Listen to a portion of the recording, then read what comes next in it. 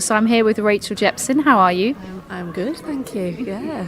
So you've just been speaking on We Are Robots about women in music. You're a musician yourself. What kind of music do you create? I have been a singer and songwriter for about 18 years. So I started off, I guess, sort of electronic stuff mainly, and now I'm in an alternative folk duo called Parent. So I'm the singer, and then my musical partner plays the guitar, and we've got strings behind us. So yeah, it's nice, really pretty. It sounds like Nick Drake kind of. Wow, that's incredible. How did it transgress the genres there?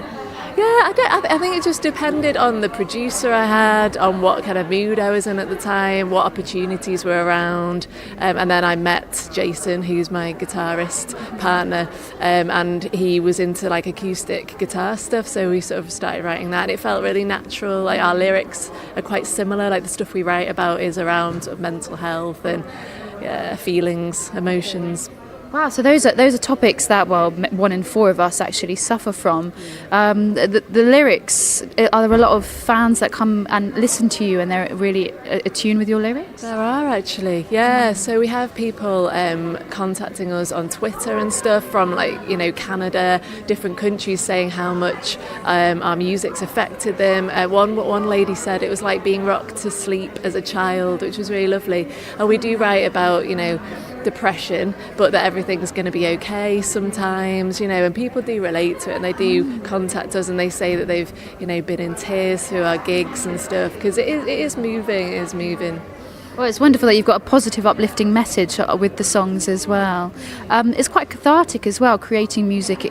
Is that something personal that's made you write the songs like that? Yeah, I think it's really therapeutic to me, with struggles with my own mental health and in the music industry. And it is really therapeutic. It is cathartic for both of us as well, because we both had quite similar sort of experiences and stuff. So yeah, it's really therapeutic to write down things and then have people hear that and have music and strings put to it. Like the whole thing's just really moving and gorgeous when you're involved in it, and you can feel it behind you, and it's like, oh, this is why we do it, Yeah, exactly. Yeah. Well, and it affects so many people, so it's wonderful that you're putting music out there and it's being heard, and yeah, it's changing, yeah, for sure.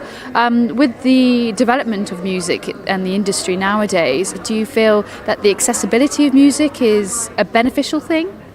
Definitely, yeah. I think people can access music on YouTube, wherever. They can see it, it's tangible, they can see the people and they can hear it. And it is great that people can access all kinds of different music without having to go to a store.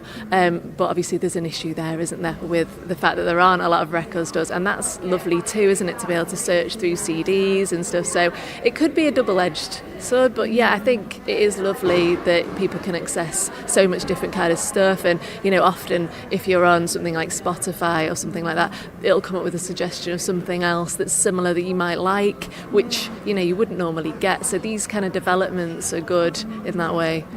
Yeah. Looking at the music industry as a whole, and obviously you have your own radio show as well that speaks about mental health in musicians, do you find that this is an issue that many musicians face?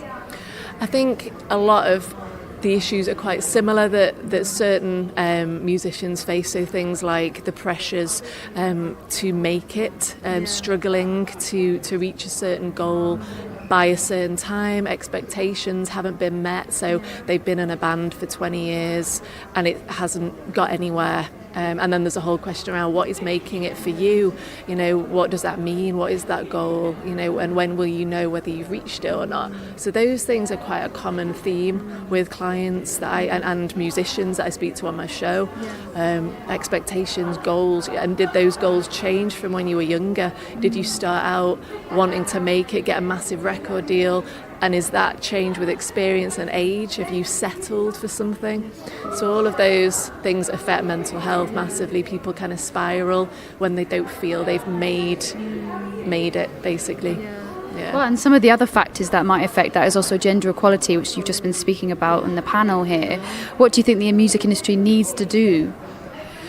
I think everybody needs to talk more about it. I think someone mentioned earlier there's like a fear of talking about things. There's a fear of rocking the boat with women, especially, they've reached a certain goal, they've really struggled to get there.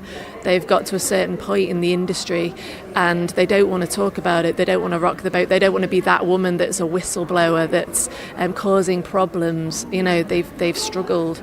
So there is that, and I think talking is really important. People need to talk and not be scared, and I know it's difficult to not be scared, but people need to talk and have these kinds of conversations, raise awareness of mental health, but also the inequality, the imbalance. And we are at We Are Robots Festival. What are you hoping for people to take away from not only your talk but also the festival? I think people should be taking away how amazing music is, how brilliant it is when people come together and do loads of there's so many different things here, aren't there? There's so many different installations, there's people doing workshops on music production and things like that. So I think, if anyone can take anything away, it's people coming together and working together to raise awareness of music, that you can get involved in it no matter who you are. You can talk to people, stop and talk to people about things that they're doing in music. How did you get here? That kind of thing, and just talk. I'm a big advocate for talking. I'm a counsellor, so I just think talking is just the key to everything. Just talk, and if you're not talking, why?